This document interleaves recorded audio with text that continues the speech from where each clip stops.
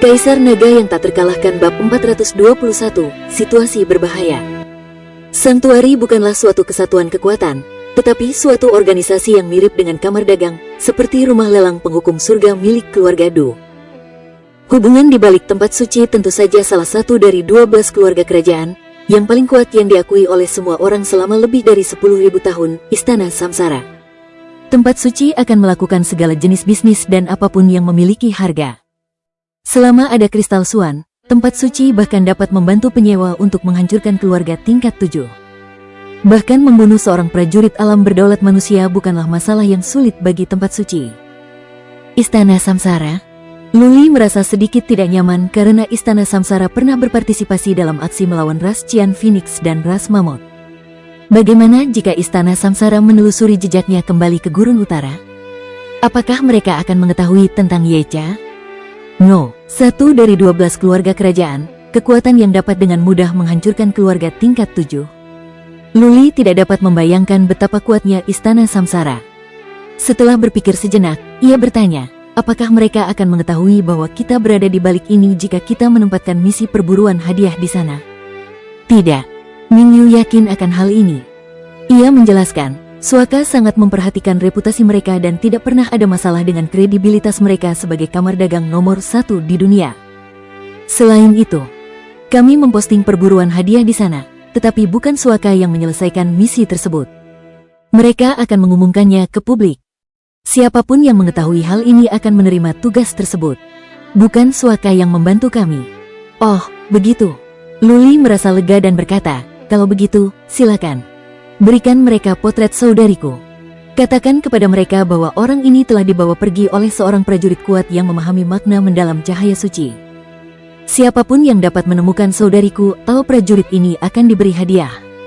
Oke, Mingyu menyimpan perintah itu dalam hatinya. Dia memiliki potret Luling. Dia bisa pergi ke tempat suci dengan beberapa kristal Suan dan membiarkan mereka mengirim misi. Luli menghela napas, merasa tidak enak. Ia mengira pavilion kenikmatan dapat membantunya menemukan Luling dengan mudah, tetapi ia malah mendapat berita yang sangat buruk. Dia menenangkan diri sejenak dan bertanya, ada berita lain? Berita buruk? Ya. Mingyu tidak sebijaksana Yu Huaxian. Mingyu menjawab dengan jujur sambil mengangguk, Jiang Hong memberitahuku bahwa keluarga Song telah berakhir. Keluarga Song? Yang ada di Istana Raungan Surga? Luli bertanya. Dia semakin bingung ketika Mingyu mengangguk dan berkata, keluarga Song adalah musuh kita. Menurutku itu hal yang baik. Aku tidak mengerti mengapa kamu tidak senang. Mendesah. Mingyu menggelengkan kepalanya, mendesah, dan berkata, keluarga Song sudah tamat di tangan Istana Singa Biru, tetapi seseorang telah melarikan diri.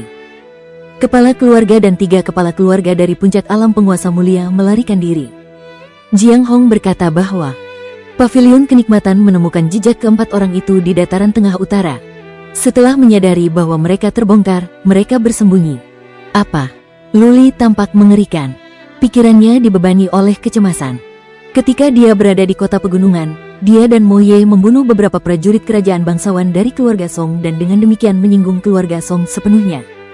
Kembali ke keluarga Lu, Patriark 8 menyatakan bahwa dia akan membantu Luli untuk mencari keadilan. Belakangan, Luli tidak pernah lebih memerhatikannya. Dia tidak menyangka bahwa Istana Singa Biru benar-benar mengirim pasukan untuk menghabisi keluarga Song. Namun, bagaimana mungkin mereka membiarkan patriark keluarga pergi? Luli bahkan ingin mengutuk Istana Singa Biru. Bagaimanapun, patriark keluarga Song adalah seorang pejuang alam berdaulat manusia. Keluarga Song berada di Central Plains Timur Laut. Mengapa mereka datang ke Central Plains Utara? Jelas, mereka mengejar Luli. Kepala keluarga Song tidak bisa melampiaskan amarahnya pada keluarga Lu, jadi dia mengejar Luli. Patriark keluarga Song pasti tahu bahwa Luli diasingkan dari keluarga Lu dan fakta bahwa Luli telah kembali ke Gurun Utara. Jadi patriark keluarga Song mencoba membalas dendam dengan datang ke Gurun Utara untuk membunuh Luli. Tidak, Luli merasa ada sesuatu yang lain. Apakah ada rencana di balik semua ini? Apakah Lu Fenghuo atau Lu Xuan dan Luni yang melakukannya? Kalau tidak, bagaimana mungkin Istana Singa Biru, kekuatan tingkat ke-7, di bawah dukungan keluarga Lu, membiarkan patriark keluarga Song melarikan diri? Jika Istana Singa Biru tidak berguna seperti ini, mereka tidak akan memenuhi syarat sebagai pasukan tingkat ke-7. Selain itu, masalah pengasingan dirinya dan Lu Feixue hanya menjadi urusan keluarga Lu. Hanya 11 keluarga kerajaan lainnya yang berhak mengetahui hal ini. Dari mana patriark keluarga Song mendapatkan berita setelah keluarga Song berakhir? Bagaimana dia tahu bahwa Luli telah datang ke Gurun Utara? Luli mencium adanya konspirasi. Lu Zengtan seharusnya tidak berada di balik semua ini atau dia tidak akan membiarkan Luli kembali ke Gurun Utara. Jadi, kemungkinan besar ini direncanakan oleh Lu Fenghuo atau Lu Xuan. Sangat merepotkan. Semakin Luli memikirkannya, semakin gelisah perasaannya. Dia bisa menghadapi 3 leluhur alam penguasa mulia, tetapi ada seorang prajurit alam penguasa manusia. Kesenjangan antara alam yang berbeda sangat besar. Medan kekuatan milik para prajurit alam berdaulat manusia, setelah diaktifkan, dapat memastikan bahwa mereka tak tertandingi di dalamnya, tidak peduli berapa banyak prajurit alam penguasa mulia yang ada di sana untuk bertarung. Ada formasi teleportasi yang menghubungkan dataran tengah dan Gurun Utara.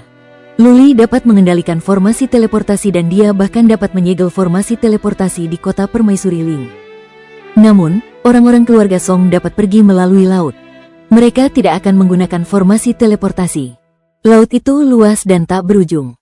Luli dapat meminta Jiang Qiling untuk menutup perbatasan di utara untuk menghentikan siapapun memasuki Gurun Utara. Meskipun demikian, pavilion tidak akan dapat menghentikan prajurit alam berdaulat manusia manapun jika ia mencoba menyelinap ke Gurun Utara. Semakin dia memikirkannya, semakin kesal dia. Dia telah bekerja keras untuk membangun situasi saat ini. Dengan kedatangan orang-orang keluarga Song, semuanya akan hilang. Dia hanya bisa menyerah pada takdir, tanpa bisa melawan. Apa yang harus dilakukan? Luli memaksa dirinya untuk tenang dan memikirkan jalan keluar. Segera, dia meluruskan pikirannya. Yang harus dia lakukan sekarang adalah menemukan orang-orang dari keluarga Song. Begitu dia menemukan mereka, dia bisa meminta Jiang Qiling untuk memobilisasi 2 patriark dari pavilion kenikmatan untuk membunuh mereka. Patriark keluarga Song tidak boleh diizinkan memasuki Gurun Utara. Bukan hanya nyawa Luli yang akan terancam, semua orang yang berhubungan dengannya juga akan berada dalam bahaya. Ayo pergi. Luli tidak bisa duduk diam. Dia berkata, ayo kita pergi ke kota Permaisuri Ling dan kemudian ke dataran tengah. Aku perlu bertemu Jiang Qiling. Dia tidak ingin berutang terlalu banyak pada Jiang Qiling, tetapi dia akan dipaksa ke jalan buntu. Tanpa bantuan Jiang Qiling, baik Kyoksue, Ming Yu, dan yang lainnya akan terbunuh. Yecha akan melakukan apapun yang dikatakan Luli. Para leluhur ras Phoenix Biru akan bersembunyi dari publik yang diminta oleh Luli. Yecha mengerti bahwa semakin banyak mereka maju, semakin berbahaya bagi mereka dan bagi ras mamut. Kapal berlapis besi itu terbang menuju kota penjara surga. Di sana, Luli bertanya kepada seseorang dari keluarga Bai dan mengetahui bahwa Bai Kyoksue dan Bai Xiaoshuang tidak ada di sana. Mereka pun pergi ke kota Permaisuri Ling. Du Zeng mengirim seseorang untuk mengundang Luli minum. Masalah yang dihadapi terlalu mendesak untuk membuat Luli bersemangat untuk minum. Dia mengirim pesan balasan yang mengatakan bahwa dia akan segera kembali dan meminta maaf. Dia kemudian bergegas ke kota Permaisuri Ling. Salam, Kaisar. Sesampainya di sana, Luli disambut oleh banyak orang yang berlutut. Luli meminta mereka untuk berdiri dan pergi ke istana kekaisarannya. Luli menemukan Nyonya Yan. Tanpa basa-basi lagi, dia langsung menyuruhnya untuk mengirim seseorang berpatroli di sepanjang pantai dan melapor kepadanya segera setelah ada prajurit kuat yang tidak dikenal muncul. Tidak dikenal? Nyonya Yan mengerutkan kening, melihat betapa cemasnya Luli dan bertanya dengan hati-hati, seseorang dari dataran tengah. Musuh? Ya. Luli tidak berusaha menyembunyikannya. Dia mengangguk dan berkata, begitu kamu menemukan tanda-tanda prajurit kuat yang tidak dikenal, pergilah dan bersembunyi di dunia kecil. Aku akan pergi ke pavilion makanan lezat dan meminta mereka untuk membantu kita. Oke. Nyonya Yan mengangguk. Luli pergi bersama Ming Yu dengan tergesa-gesa dan berteleportasi ke kota awan. Nyonya Yan tampak khawatir, menatap Luli saat dia pergi. Apakah ini seorang prajurit alam berdaulat manusia yang membuat Luli begitu gugup? Gurun Utara baru saja bersatu. Jika alam berdaulat manusia datang kepada mereka, kekaisaran kehebatan dewa akan segera runtuh. Bab 422, Pulau Kelezatan. Kota Awan. Luli dan Ming Yu muncul dalam formasi teleportasi. Para pengawal Istana Surga Damai mengenali mereka dan seorang pemimpin pengawal menyambut keduanya. Luli mengangguk dan kemudian bergegas ke cabang kamar dagang pavilion makanan lezat. Di sana, kepala cabang Jiang Hua menyambut mereka. Jika hanya Ming Yu yang ada di sini, Jiang Hua tidak akan keluar untuk menyambutnya. Namun, Luli berbeda ceritanya.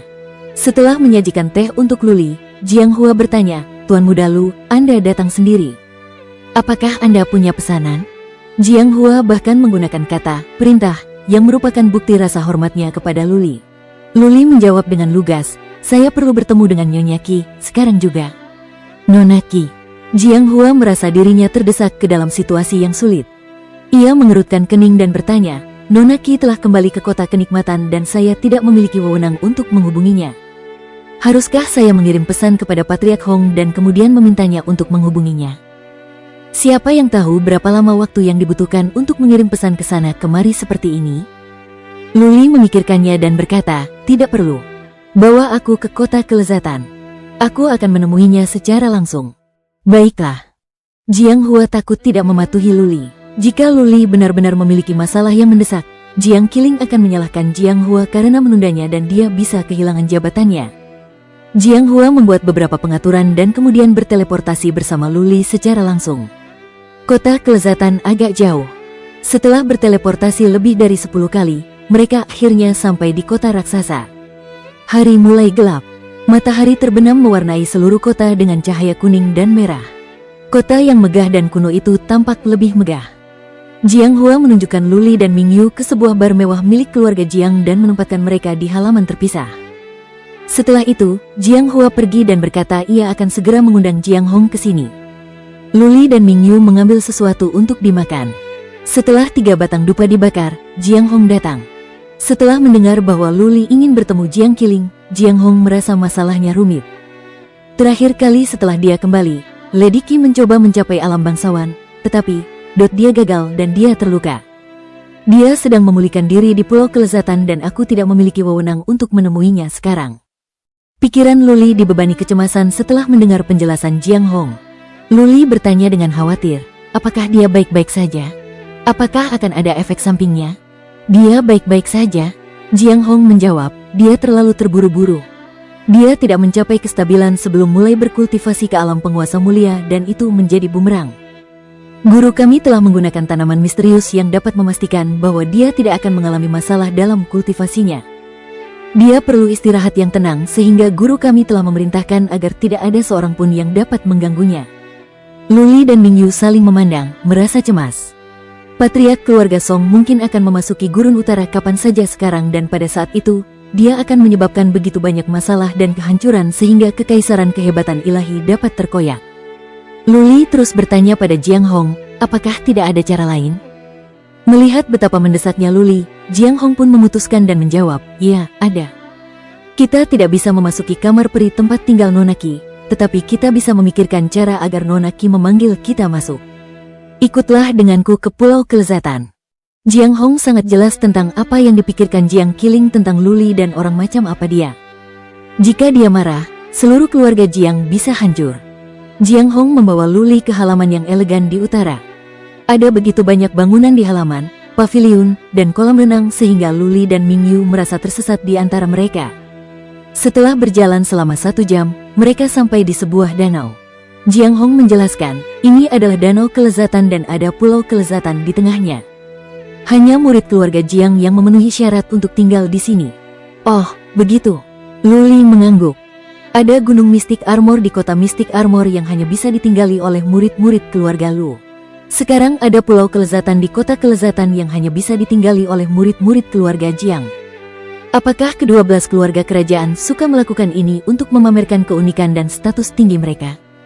Jiang Hong membawa mereka ke dermaga tempat mereka menaiki perahu alih-alih terbang menyeberangi danau. Ada banyak formasi penghambatan di danau. Terbang dan menyelam ke dalam air akan memicu formasi penghambatan. Siapapun yang berani menerobos masuk ke Pulau Kelezatan dapat dibunuh bahkan sebelum mereka menyadari apa yang sedang terjadi. Jiang Hong menjelaskan, perahu itu melaju kencang. Ada seorang prajurit di perahu yang mengambil alih kendali. Jiang Hong berbalik kepadanya dan berkata, bawa kami ke tebing peri. Jiang Hong adalah seorang patriark keluarga Jiang. Statusnya tidak terlalu tinggi, tetapi dia tetaplah seorang patriark. Prajurit itu memutar perahunya ke kiri depan.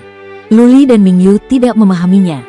Jiang Hong tersenyum dan menjelaskan, Nona Qi suka menghabiskan waktu sendirian di tebing. Namun, Tergantung keberuntungan apakah Anda bisa bertemu dengannya. Oke, gelombang. Luli berjalan ke geladak di haluan sambil melihat ke kejauhan. Kapal itu melaju kencang. Saat 3 batang dupa terbakar, sebuah pulau besar muncul dengan sendirinya. Matahari mulai terbenam. Hanya ada seberkas cahaya matahari terbenam yang berwarna merah seperti darah. Seluruh pulau kelezatan menjadi kabur dan seperti mimpi. Lebih dekat, lebih dekat. Luli dan yang lainnya melihat jurang yang tingginya hanya 600 kaki, tidak terlalu tinggi. Namun, jurang itu curam. Ada batu-batu di bawahnya. Air memercik ke batu-batu, menyembur kemana-mana. Jiang Qiling. Luli melihat seseorang di tebing, seorang gadis bergaun merah. Dia duduk di tepi tebing, bertelanjang kaki, menjuntaikan kakinya di tepi tebing. Angin kencang menerpa gaunnya, memperlihatkan tulang keringnya yang halus sekali. Dia tidak menyisir rambutnya menjadi sanggul hari ini. Dia membiarkan rambutnya terurai di bahunya, menari tertiup angin. Jiang Qiling menatap ke kejauhan, tidak menyadari bahwa ada perahu yang datang. Tatapan matanya kosong seolah jiwanya telah tersedot keluar. Bibir Jiang Qiling merah seperti api. Kulitnya putih, seputih Bai Xiaoshuang dan Bai Qiuxue. Kulit porselennya menonjolkan bibirnya, membuatnya tampak sangat memikat. Dia memegang segelas mawar berdarah di satu tangan. Kecantikannya sangat memukau di bawah sinar matahari terbenam. Luli tidak berkata apa-apa. Dia menatap gadis di tebing itu. Tiba-tiba, dia merasa kasihan padanya. Dia merasa, hanya ada gadis ini di dunia ini, begitu sendiri, begitu kesepian, begitu ditinggalkan oleh dunia. Jiang Hong hendak berteriak padanya ketika Luli melambaikan tangan untuk menolak. Dia berdiri di atas perahu, menatapnya dari jarak ratusan kaki. Jiang Qiling tidak menyadari bahwa seseorang telah datang. Dia duduk dengan perasaan tertekan. Seiring berjalannya waktu, hari semakin gelap. Malam menyelimuti Jiang Qiling. Namun, dia tidak bergerak. Dia duduk dalam kegelapan, tenggelam dalam kegelapan. Luli tidak dapat menunggu lebih lama lagi. Ia mengeluarkan suara batuk dan berkata, "Nonaki, apakah Anda merasa bosan minum sendirian? Haruskah saya menemani Anda dan bertamasya di danau pada malam hari?" Berdengung gelombang. Mata Jiang Qiling bersinar, seterang kunang-kunang yang menari dalam kegelapan. Dia menundukkan pandangannya. Ketika dia melihat seorang pemuda berjubah biru kehijauan di atas perahu, senyum indah mengembang di wajahnya. Giginya yang putih tampak menonjol dalam kegelapan. Suara mendesing. Dia menghantam tebing dan kemudian terbang turun seperti burung phoenix api menuju perahu.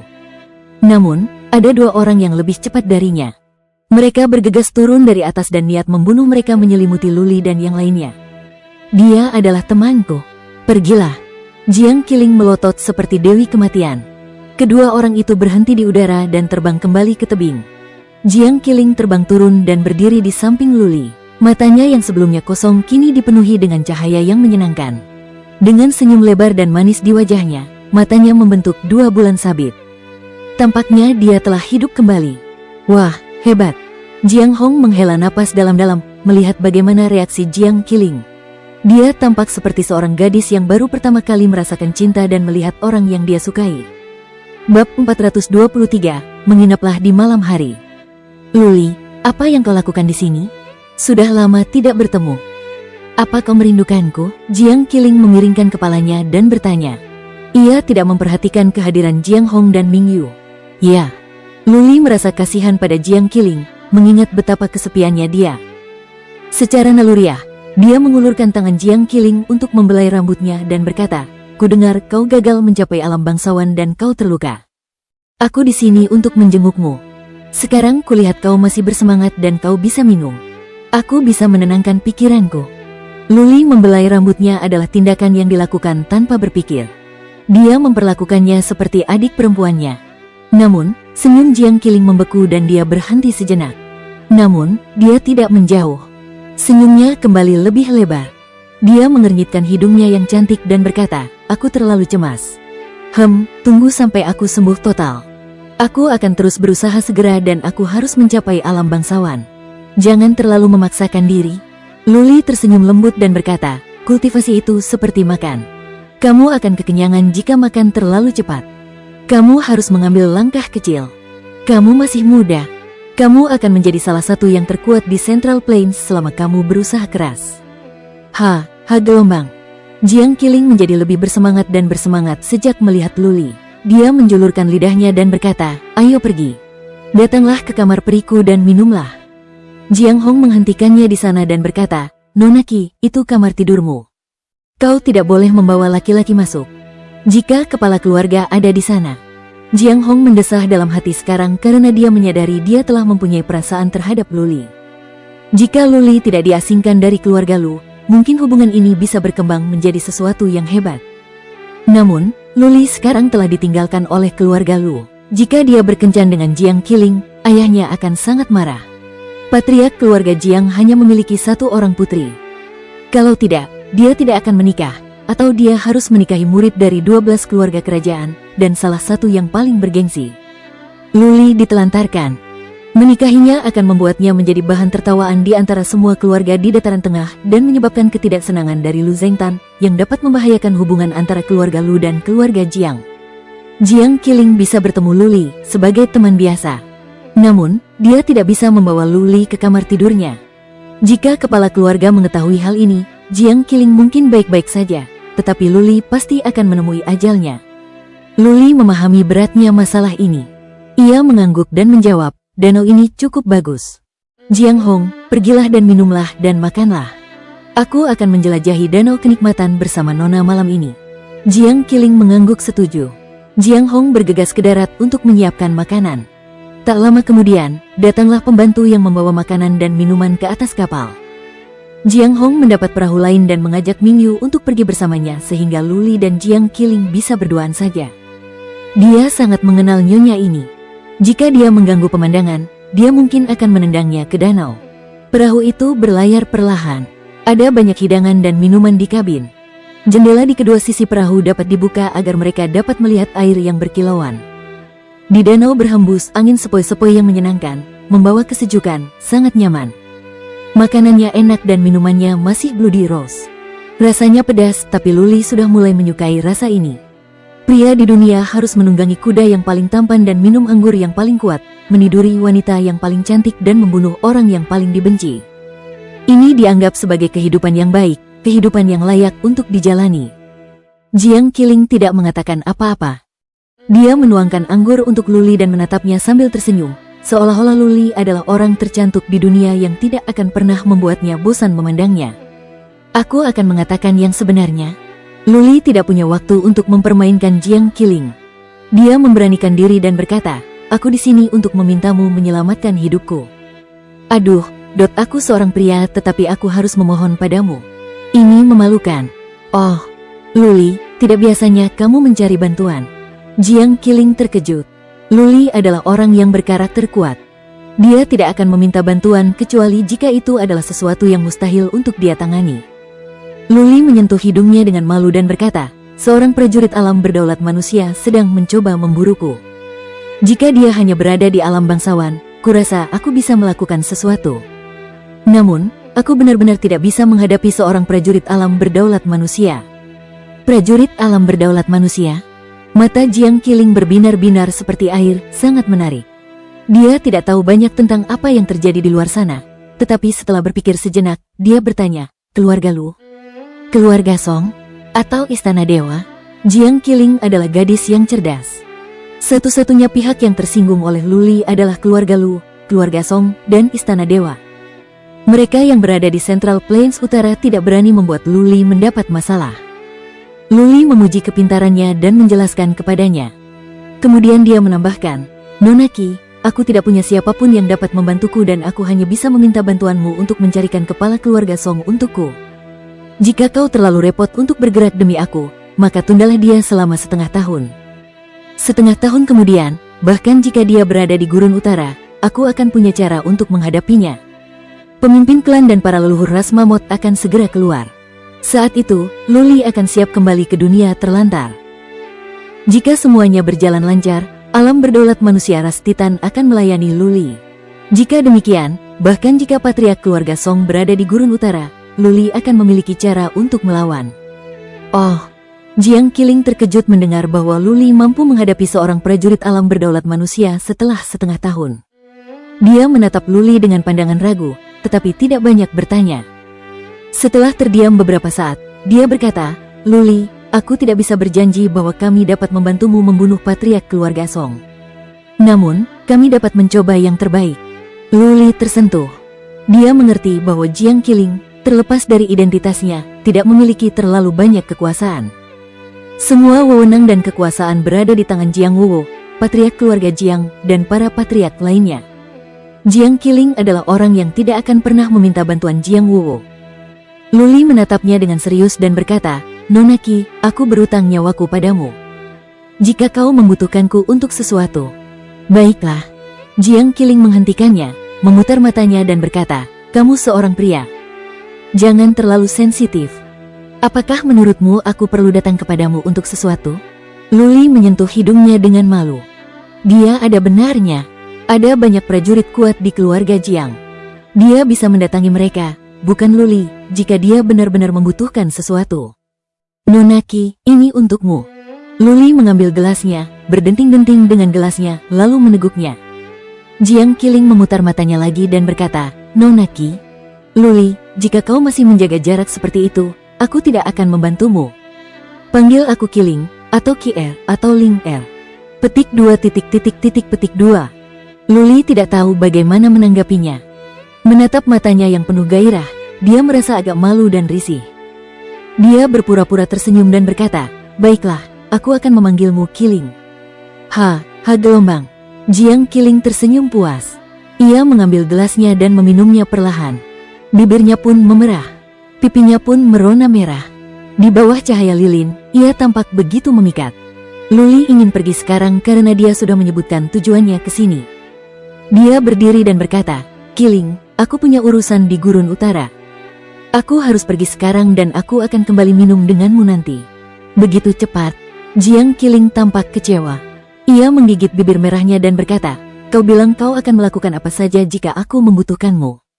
Kalau begitu, aku punya sesuatu untuk diminta darimu sekarang." Luli cemberut. Pikiran wanita tidak bisa ditebak. Dia hanya mengatakan bahwa dia tidak membutuhkannya dan sekarang dia membutuhkannya. Namun, dia sudah mengatakannya. Apa yang bisa dia lakukan? Dia harus menghadapi kenyataan dan berkata, "Baiklah, sebutkan saja. Jika aku bisa melakukannya, aku akan melakukannya." "Tentu saja kamu bisa." Senyum menggoda Jiang Qiling kembali. Dia tampak menggoda dan menawan dan berkata, "Aku ingin kamu menginap malam ini. Habiskan malam bersamaku." Bab 424, kamu gagal. Sebagai seorang ayah. Cahaya bulan samar-samar, cahaya lilin berkelap-kelip, angin sepoi-sepoi memabukkan, dan wanita itu lembut. Jika Luli adalah orang lain, dia pasti akan menjawab ya. Dia mungkin sudah menerjangnya sebelum dia mengatakannya. Namun, Luli bukanlah orang seperti itu. Malah, dia membenci orang seperti itu. Di bawah pengaruh Luli percaya bahwa seorang wanita yang disukainya harus tahu bagaimana bersikap dan mencintai dirinya sendiri. Jika tidak, bagaimana ia bisa mendapatkan cinta dari seorang pria? Pria menyukai wanita jalang, tetapi hanya tubuh mereka, bukan jiwa mereka. Luli mengira Jiang Qiling telah berubah dan mulai memperlakukannya sebagai seorang teman.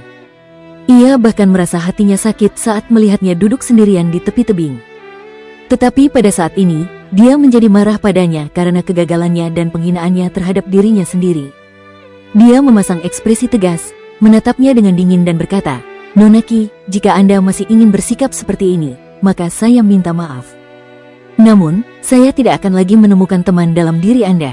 Lupakan apa yang saya minta dari Anda. Selamat tinggal." Luli telah menjadi kaisar Gurun Utara selama beberapa waktu dan statusnya telah mengubah temperamennya. Kemarahannya bahkan membuat Jiang Qiling takut. Melihat Luli hendak pergi, dia panik dan meneteskan air mata. Dia mencengkeram jubah Luli, menatapnya, dan berkata dengan nada memelas, "Apa yang kau katakan? Aku tidak memintamu melakukan apapun. Tetaplah di sini bersamaku. Duduklah di sampingku. Luli, jangan pergi. Aku takut. Aku benar-benar takut gelap. Aku tidak bisa tidur di malam hari. Aku merasa dia seperti hantu yang menghantuiku setiap malam, meminta nyawaku, mengatakan bahwa dia telah dizalimi. Aku sangat takut." Luli terdiam sejenak. Ia berbalik dan hatinya melembut saat melihat pipinya berlinang air mata, betapa sedihnya ia dan betapa ia membutuhkannya. Jiang Qiling memohon padanya saat ia menyadari bahwa Luli tidak seserius itu. "Benarkah, Luli? Aku tidak ingin kau melakukan apapun. Aku hanya ingin tidur. Bisakah kau tinggal bersamaku? Sudah bertahun-tahun sejak terakhir kali aku menikmati tidur nyenyak. Bisakah kau pergi setelah aku tertidur? Aku sangat takut. Hati Luli meleleh. Dia telah salah mengira tentangnya. Sekali lagi, saat melihat ketakutan dan kengerian di mata gadis itu, dia merasa kasihan padanya. Gadis itu bersikap seolah-olah tidak peduli pada apapun, tetapi dia rapuh, bahkan lebih rapuh daripada gadis-gadis biasa. Jiang Qiling, bagi Luli sekarang, bukanlah seorang wanita dari keluarga Jiang yang berstatus tinggi. Ia bukan lagi seorang jenius atau pelacur. Ia adalah seorang anak miskin, seorang gadis kecil miskin yang takut pada kegelapan. Oke. Luli duduk di dek, mengelus punggungnya dan berkata, aku akan menginap malam ini. Aku di sini. Tidurlah sekarang. Jiang Qiling memeluk pinggangnya dan bersandar di kakinya. Dia mengangkat kepalanya dan menatapnya dengan mata berkaca-kaca, dan Jiang Qiling balas menatapnya dengan tenang. Tak satu pun dari mereka mengatakan apapun. Namun, tidak ada hal romantis yang terjadi di sini, hanya kedamaian dan kenyamanan. Luli menepuk-nepuk rambut dan punggungnya. Perlahan-lahan, ia tertidur lelap dan manis. Masih ada beberapa noda air mata di pipinya, tetapi ia tersenyum. Luli tidak pergi. Dia duduk di perahu dengan mata terpejam. Jiang Qiling terbangun kaget 3 kali sekitar tengah malam. Setiap kali, dia berkeringat dan matanya dipenuhi rasa ngeri. Namun ketika dia melihat Luli, dia kembali tertidur. Hati Luli sakit untuknya dan dia membenci kepala keluarga Jiang karena ini. Betapa tidak berperasaannya sang ayah hingga memaksa putrinya ke dalam situasi seperti itu.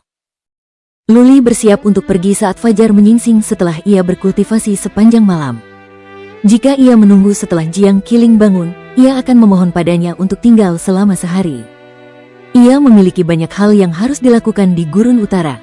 Ia harus membangun garis pertahanan. Dia membaringkannya di tempat tidur dengan lembut, mengeluarkan selimut dari cincin interspatialnya dan menyelimutinya. Kemudian dia berjalan keluar dengan tenang setelah menatapnya sekali lagi. Dia masih tidur dengan damai. Ketika dia keluar dari kabin, Jiang Qiling, yang seharusnya tertidur, membuka matanya. Dia menatap Luli saat dia berjalan dan senyum mengembang di wajahnya. Sekali lagi, dia tertidur. Titik. Luli melambaikan tangan ke arah Jiang Hong yang berada di kejauhan dari dek. Jiang Hong mengambil perahu lain untuk Luli dan mereka pun berangkat. Tuan Muda Lu, tadi malam. Ketika perahu mulai berlayar, Jiang Hong bertanya dengan dingin kepada Luli. Luli melambaikan tangannya dan berkata, tidak terjadi apa-apa. Kami hanya minum-minum semalaman. Oh, Jiang Hong merasa lega. Tadi malam, banyak kekuatan psikis yang kuat dikirim ke arah mereka. Jika Luli benar-benar melakukan sesuatu, dia mungkin sudah terbunuh. Di dermaga, Jiang Hong pergi bersama Luli dan Ming Yu. Mereka berjalan di sepanjang dermaga sebentar ketika Jiang Hong tiba-tiba melihat seorang pria sedang memancing di tepi danau. Ah, Jiang Hong terkejut melihatnya namun dia terdiam saat pria itu meliriknya. Luli dan Ming Yu melihat ke arah pria itu. Pria itu adalah pria setengah baya yang anggun dan berpengetahuan luas. Dia cukup tampan dengan mata cekung, begitu dalam sehingga tampak sangat dalam. Yang lebih penting, ki dan energi pria ini begitu kuat sehingga baik Luli maupun Ming Yu tidak dapat memastikan di alam mana dia berada. Dia pasti setidaknya berada di alam penguasa manusia. Jiang Hong, biarkan pemuda ini duduk bersamaku sebentar. Pergi dan tunggu di luar. Pria parubaya itu berkata. Jiang Hong membungkuk dan pergi. Luli melambaikan tangan untuk membiarkan Ming Yu pergi bersama Jiang Hong. Anak muda, kemarilah dan duduklah. Pria parubaya itu memberi isyarat kepada Luli dan menunjuk ke bangku batu di sebelahnya. Luli berjalan mendekat. Dia tidak memberi hormat kepada pria parubaya itu dan tidak memandangnya. Dia duduk di sana dengan tenang dan menatap ke arah danau. Lelaki itu tidak berkata apa-apa. Ia menatap pancingnya dan sesaat kemudian, seekor ikan menelan umpannya. Ia mendapat seekor ikan mas yang gemuk dan cantik. Dia melepaskan kail ikan itu dan melemparkannya kembali ke danau sebelum menoleh ke arah Luli sambil tersenyum dan berkata, anak muda, kau harus mengatakan sesuatu. Dan kau cukup berani untuk tidak memberi hormat kepadaku. Haha. Luli tersenyum tipis dan menjawab pria parubaya itu dengan rendah hati, saya selalu berani. Kalau tidak, saya tidak akan diasingkan dari keluarga Lu. Tuan Jiang, saya rasa Anda bukanlah pria yang terlalu memperhatikan kesopanan yang tidak perlu. Mengapa Anda peduli jika saya membungkuk kepada Anda atau tidak? Oh, pria parubaya itu tersenyum dan bertanya dengan lembut, bagaimana Anda tahu siapa saya? Apakah Anda pernah melihat potret saya? Tidak pernah. Luli menggelengkan kepalanya dan berkata, selain Master Pavilion Kenikmatan, siapa lagi yang begitu peduli pada Nona Qi? Kau terlalu muda untuk menjadi pria yang gemar memancing. Tentu saja, kau duduk di sini pagi-pagi sekali untuk memancingku. Sangat pintar. Pria parubaya itu mengangguk. Kemudian dia melihat ke perahu di kejauhan dan berkata perlahan, tetapi orang pintar biasanya akan mati sebelum waktunya. Jika orang pintar ingin hidup lebih lama, mereka harus belajar cara berpura-pura bodoh alih-alih memamerkan kepintaran mereka di jalanan. Kamu bukan pria yang cocok untuk Ling Er. Jangan pernah berpikir untuk memanfaatkannya untuk bangkit. Kamu adalah murid keluarga Lu dan Pavilion Kenikmatan tidak layak untukmu. Hahaha.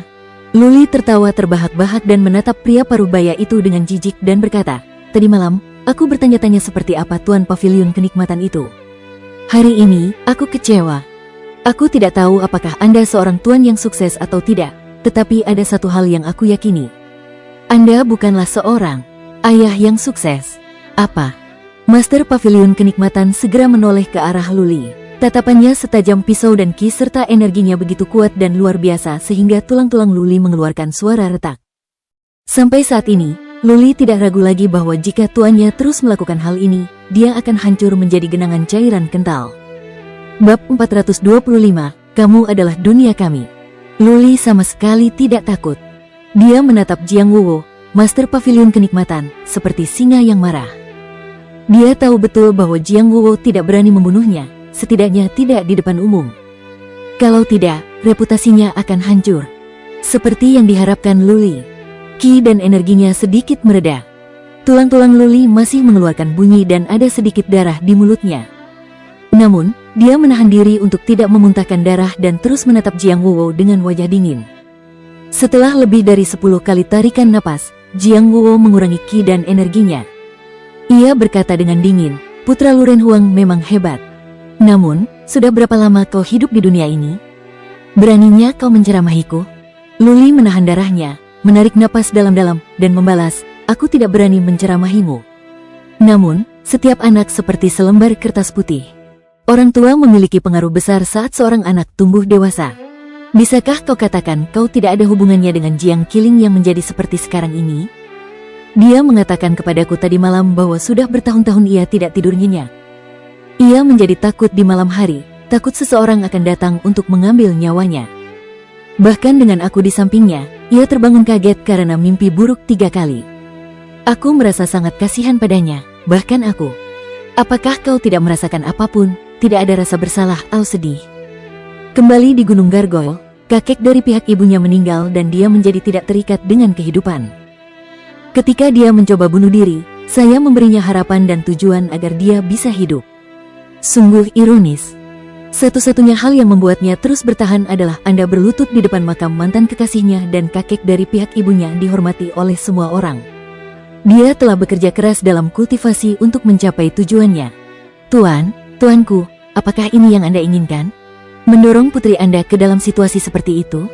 Luli tidak menyimpan perasaan apapun saat mengatakan yang sebenarnya kepada Jiang Wuwo. Ketika dia melihat bagaimana Jiang Qiling tadi malam, dia membenci Jiang Wuwo karenanya. Sekarang dia tahu Jiang Wuwo tidak akan membunuhnya. Dia tidak akan menyimpan perasaan apapun kepada Jiang Wuwo. Ekspresi Jiang Wuwo aneh. Dia dimarahi oleh seorang pemuda. Alih-alih marah, dia tampak memiliki perasaan campur aduk. Dia menatap perahu di kejauhan. Butuh beberapa saat sebelum dia menghela napas dan berkata, kau benar. Aku seorang guru yang berkualifikasi, tetapi aku telah gagal. Sebagai seorang ayah, ibunya meninggal tak lama setelah dia lahir. Aku memfokuskan pikiranku pada pavilion kehalusan dan aku telah mengabaikan pendidikannya. Semua salahku sehingga dia seperti ini hari ini. Tetapi, Jiang Wuwo menoleh ke Luli dan berkata, terlepas dari itu, kau tetap tidak bisa bersama Ling Er. Identitasmu sensitif. Lebih baik merasakan sakit yang singkat dan tajam daripada sakit yang panjang dan tumpul. Aku tidak ingin Ling Er terluka lagi. Jadi, jadilah orang yang pintar dan jangan buat aku kesulitan. Atau, kurasa kau tahu, salah lagi. Luli menggelengkan kepalanya, mendesah, dan berkata, aku tidak punya perasaan romantis terhadap putrimu. Jika aku punya, apakah menurutmu aku tidak akan melakukan apapun? Kita akan bersama di Gunung Gargoyle. Kita hanya teman biasa. Jangan pikir aku ingin menikah dengan keluarga Jiang. Setelah aku meninggalkan keluarga Lu, Jiang Qiling mengundangku untuk bergabung dengan paviliun makanan lezat dan aku menolaknya. Kemudian dia berkata bahwa dia bisa memberiku wilayah di Central Plains Utara dan aku juga menolaknya. Kakekku adalah Lu Zhengyang dan ayahku adalah Lu Renhuang. Apakah menurutmu aku orang yang akan hidup dari orang lain? Aku hanya akan mengandalkan diriku sendiri dan membangun keluarga Lu yang baru. Hahaha, Jiang Wuwo tertawa. Ia merasa nada bicara Lu Li lucu. Ia mengangguk dan berkata, "Oke, bagus, sangat ambisius. Kau benar-benar seperti Lu Renhuang. Kalau begitu, aku akan membiarkan masalah ini berlalu begitu saja. Tapi, kalau aku mendapati kau dan Ling Er melewati batas, maka jangan salahkan aku karena bersikap kejam. Berhati-hatilah." Setelah mengatakan itu, Jiang Wuwo menghilang di tempat. Lu Li terdiam. Siapapun yang bisa melakukan ini pasti berada di alam abadi bumi. Jadi, gurunya pasti berada di alam ini atau lebih tinggi. Berapa umur Jiang Wuwo? Lu Li mendengar bahwa Jiang Wuwo terobsesi dengan seni bela diri dan dia menikah di usia tua. Jadi dia sudah tidak muda lagi sekarang. Usia seorang prajurit tidak dapat diketahui dari penampilannya. Jika seorang prajurit mencapai alam yang tinggi di usia muda, maka penuaan tidak terlihat jelas dengan bertambahnya usia. Lu Li berdiri di tepi danau beberapa saat sebelum pergi. Jiang Hong dan Ming Yu menunggunya. Mereka lega melihat Lu Li masih utuh. Jiang Hong tidak berani membuat Lu Li tinggal lebih lama lagi. Dia membawa Lu Li dan Ming Yu ke kota dan Lu Li berteleportasi karena dia khawatir dengan Gurun Utara. Mereka bahkan tidak berhenti di kota awan sebelum mereka berteleportasi kembali ke Gurun Utara. Sesampainya di sana, Lu Li bergegas ke istana kekaisaran untuk menemui Nyonya Yan dan Yu Huaxian. Yu Huaxian dipanggil kembali oleh Nyonya Yan untuk membantu membangun garis pertahanan. Yu Huaxian bertanya bagaimana keadaannya. Lu Li menjelaskan bahwa paviliun makanan lezat akan menawarkan bantuan, tetapi mereka mungkin tidak dapat menemukan patriark keluarga Song di tanah yang begitu luas di dataran tengah utara dengan populasi yang begitu besar. Selain itu, Jiang Wuwo bukanlah orang yang memberi perintah ini. Paviliun makanan lezat tidak akan melakukan yang terbaik. Lu Li menemukan ini dalam perjalanannya kembali. Dia memerintahkan banyak pengintai untuk mengintai di sekitar laut di selatan. Dia akan mengirim pengintai kemanapun yang tidak ada bahaya. Begitu patriark keluarga Song ada di sini, dia punya waktu untuk bersiap. Lu Li menyerahkan masalah ini kepada Nyonya Yan dan Yu Huaxian. Dia pergi menemui Lu Feixue tetapi tidak memberitahu dia banyak hal kecuali bahwa paviliun makanan lezat akan membantu dan tidak ada yang perlu dia khawatirkan. Meninggalkan Lu Feixue, Lu Li pergi ke ruang samping dan berteriak, "Pemimpin klan Ye." Dengan angin sepoi-sepoi, Ye Cha muncul. Lu Li bertanya, berapa lama waktu yang dibutuhkan sebelum ras mamut berhasil menerobos? Setengah bulan. Ye Cha memikirkannya dan berkata, sudah hampir setengah tahun dan secara teori, mereka sudah dekat. Tuan muda, haruskah saya mengirim seseorang untuk melihatnya? Ya. Lu Li mengangguk dan menambahkan, begitu mereka berhasil menerobos, segera keluarkan mereka. Kirim mereka ke dunia kecil kurcaci hijau secara diam-diam dan jangan biarkan siapapun tahu. Tentu. Ye Cha tahu betapa seriusnya hal itu. Penampilan ras Qian Phoenix menyerupai manusia dan tidak ada yang bisa membedakan kedua ras itu saat ras Qian Phoenix menyamar. Namun, ras mamut sangat besar. Begitu mereka terlihat, tidak mungkin informasi itu bisa disimpan.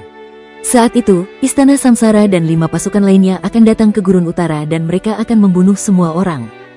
Ye Cha pergi dan Lu Li siap untuk berkultivasi. Untuk saat ini, dia tidak bisa membuat banyak terobosan pada makna mendalam kecepatan, tetapi dia tidak berani meninggalkan kota permaisuri Ling untuk saat ini, jadi dia bersiap untuk mencapai tahap tengah alam roda takdir. Gemerisik, gemerisik, gemerisik gelombang. Dari luar terdengar suara langkah kaki makanan. Kemudian seorang gadis cantik muncul. Tanda sindor di antara kedua alisnya terlihat jelas. Bai Qiuxue ada di sini. Lu Li merasa malu melihatnya. Dia berpura-pura tenggelam dalam pikirannya dengan kedua alisnya yang saling bertautan. Bai Qiuxue berjalan mendekat, duduk di sampingnya dan bertanya, apakah itu terlalu merepotkan? Bai Qiuxue tahu bahwa setelah dia kembali, dia pergi menemui Nyonya Yan, tetapi dia tidak mendapatkan apapun dari Nyonya Yan. Hal-hal seperti ini harus dirahasiakan atau masyarakat akan takut. Luli tersenyum dan menjawab, tidak apa-apa. Aku di sini. Tidak akan terjadi apa-apa. Baik Kyoksue memaksakan senyum. Yang mengejutkannya, dia meraih lengannya dan berkata dengan lembut, aku tidak peduli apapun yang akan terjadi. Aku hanya peduli padamu karena kamu adalah dunia kami. Hari ini, Baik Kyoksue membisikkan tentang cinta untuk pertama kalinya. Dia tersipu dan malu, tetapi Luli tersentuh. Dia memegang tangannya dan mengangguk, tenangkan dirimu. Aku akan selalu baik-baik saja untukmu. Aku akan membiarkan siapapun yang berani membuat keributan di Gurun Utara mati dengan menyedihkan. Bersambung.